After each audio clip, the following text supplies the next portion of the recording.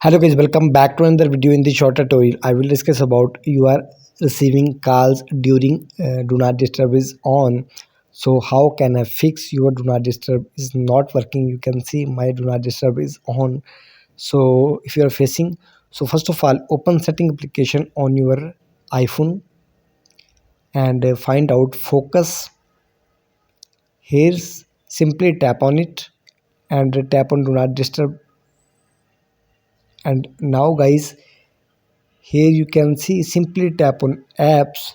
Now here is simply remove this phone application from here because this application working during do not disturb. Now go back. Here is tap on peoples.